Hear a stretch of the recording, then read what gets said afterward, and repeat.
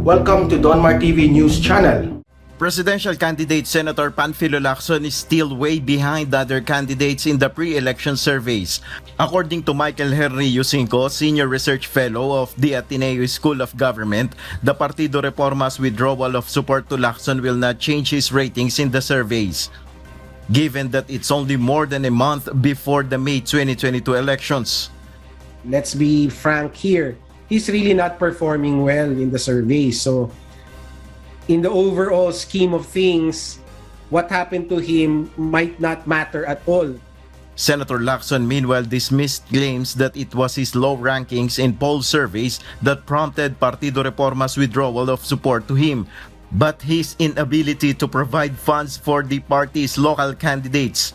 Yusinco said the campaign team of Lacson should change their strategy to get more votes from Filipinos. Obviously, that hasn't worked. So, they have to change. No? They have to make adjustments in their strategies. But I'm not sure if it's going to, if it's still going to work. No, we're close to 1 month before the election. So, we'll see. Yusinco further advised other candidates to recalibrate their campaign strategies and focus more on the country's issues. Walang puwang ang away politika. Ito ang tiniyak ni Manila Mayor Isko Moreno Dumagoso sa ilalim ng kanyang panunungkulan sakaling mahalal bilang susunod na Pangulo ng Bansa. Sa kanyang pag-iikot sa San Juan, Batangas ngayong araw, binigyan diin ng presidential candidate mula sa Maynila na mas bibigyan niya ng pansin ang paghahabol sa mga individual at bagay na labis na nagpapahirap sa bayan.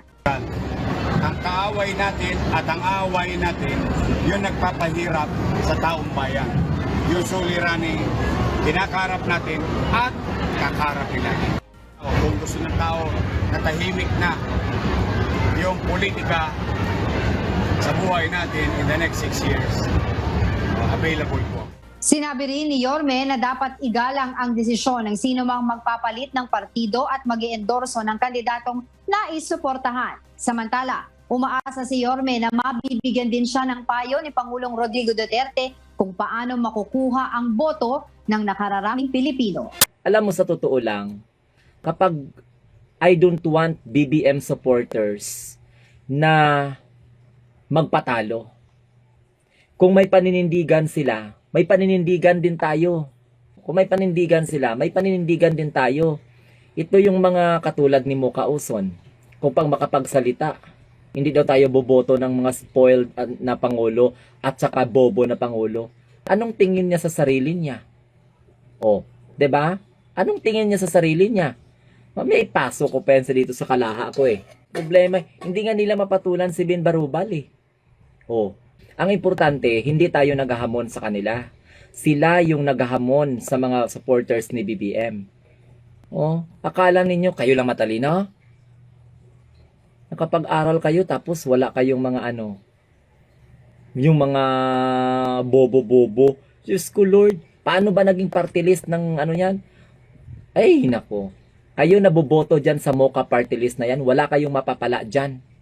Mabuti pa, magtanim na lang tayo ng kamote. Makapagsalita yung babae na yan. Asan ang prinsipyo nyo? Sige daw be, kayo daw ang manilbihan sa bayan na hindi kayo magkuha ng sweldo ninyo. Maniwala ka kung may support, may prinsipyo kayo at paninindigan. Porkit dyan lang kayo sumama kay Isko Moreno. Tingnan mo, anong prinsipyo ni Isko Moreno? Maraming nag-aaray ngayon ng mga nagbebenta ng Divisoria. Oh. Nagbebenta sa Divisoria, 50 years, 60 years. Tapos ngayon, hindi nila alam kung saan sila pupunta dahil na-isko sila. Alam mo, sa totoo lang, itong si Mocha na ito, okay man ito noong una eh. Binigyan nga siya ng posisyon eh. Oh, ngayon, may prinsipyo ka ba? So, ibig sabihin, wala kayong tiwala kay President Duterte. Inendorso ng PDP laban si Bongbong Marcos, galit na galit kayo? Eh kung kayo palang inendorso ni President ng PDP laban, pagkatapos masaya kayo? Dapat nyong tanggapin na walang amor sa inyo ang mga malaking partido kasi hindi man kayo mananalo. Alam mo sa politika, kung mga matatalino kayo, numbers dito. Tataya ka ba sa isang laro kung hindi ka mananalo? Ha? Naintindihan ninyo? Tataya ka ba? O, kung matalino kayo, hindi nyo bubutuhin yan si Muka. Diba? Anong problema sa inyo? Anong pakialam ninyo kung spoiled brat si Bongbong Marcos? Oh. Ang ganda pa nga ng pamilya ni Bongbong Marcos kaysa siguro sa pamilya nyo eh. Oh. Kaya wag kayo, ako, I am very sorry kay BBM ha. Alam ko ayaw ni BBM ng negative campaigning. Wala namang magawa si BBM kasi hindi naman mapipigilan yung bunganga ko eh. Naghintay na nga lang ako na pagalitan ako ni BBM. Pag pagalitan ako ni BBM, sabihin ko lang sa kanya, sorry ka BBM, bobotohin pa rin kita. Mahal ka namin. Mahal kita. Naniniwala ako sa prinsipyo mo. Naniniwala ako sa paninindigan mo. Mabait kang tao. Diba? Ganun lang kasimple yun. Kaya kayo, kung normal yung mga utak ninyo, huwag na huwag nyo nang intrigahin pa ang desisyon ng PDP Laban. Gaya ng sinabi ko kanina bago naputol yung live ko, hindi naman namin inaasahan ang endorsement ng mahal na Pangulo. Kung sino man ang endorse ng mahal na Pangulo, okay na sa amin. Wala na kaming problema doon. At hindi po mawawalang tiwala namin kay President Duterte. Pero hindi ibig sabihin na I am saying that the government of President Duterte is perfect. But for me, as an ordinary person, as an ordinary citizen of this country, of this state, President Duterte's government is excellent. Lumalabas yung pagkaingitira nyo eh. Kasi umasa kayo. Kaya ikaw Muka Oson, umayos ka naman. Parang katulad ka ni Chris Aquino eh. Kaya wag mo kaming paandaran. Wag mo kaming paandaran kasi kaya kong ipamukha sa iyo. Kung ano ang nagiging dahilan kung bakit ang taong bayan ay walang believe kay Isko Moreno. Hindi nga niya mahabol ang rating ni Lene Robredo sa survey. Pagkatapos ngayon, nahabulin ninyong rating ni Bongbong Marcos. Anong napala ninyo sa paninira ninyo? Sinisingil ninyo ng 203 billion. Hindi nyo ba naintindihan ang batas? Ano akala mo, kukuha lang sa sako, tapos kukunin yan? Anong klase? Pwede ba wag nyong linlangin ang taong bayan? Idaan nyo sa due process. Di nga masingil ng gobyerno kasi hindi nga alam ng BIR kung saan sila sisingilin.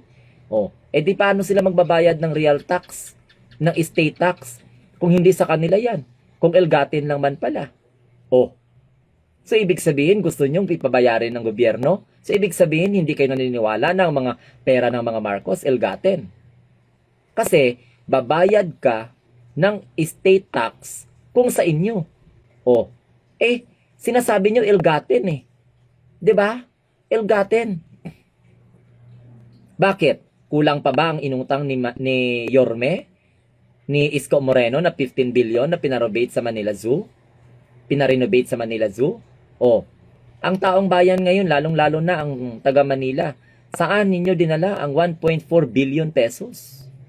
Pinagbintahan ninyo ng Divisoria Market. Asa ka dyan, klarong-klaro sa paliwanag ni Attorney Alex Lopez, na ang nakaperma sa resolution ng city government ay si Vice Mayor Lacuna, na tumatakbong mayor ngayon ng Manila, nakatunggali ni Attorney Alex Lopez na anak ni dating Mayor Mel Lopez ng Metro Manila. Bakit tikom ang bibig ni Isko Moreno? Kahit na nakaperma pa yan si Mayor Lacuna, kasi sayang presiding officer sa council sa City of Manila, ang implementing city government led by Isko Moreno as chief executive of that city. So bakit tinago ninyo? Bakit nag-iyakan ng mga vendors? Bakit umalma ang mga vendors kung tama po ba ang proseso ng pagbenta ninyo? At kahit na wala kayong pondo, huwag niyong pakialaman ang public property. Baka mamaya magulat na lang yung taong bayan. Wala na po ang luneta, nabenta nyo na. Kaya alam nyo, sa totoo lang, wala akong nakikitang maganda kapag mahalal ito si Isko Moreno. Masakit kayo, masakit sa loob ninyo. Kayo na mga supporter ni Isko Moreno, masakit sa loob ninyo kapag sabihan. Ano kayang pakiramdam ng mga sinasabihan ninyo na bobo ang mga botante ni Bongbong Marcos? Aber, Eh dito sa mundo, do not do unto others if you do not want others do unto you.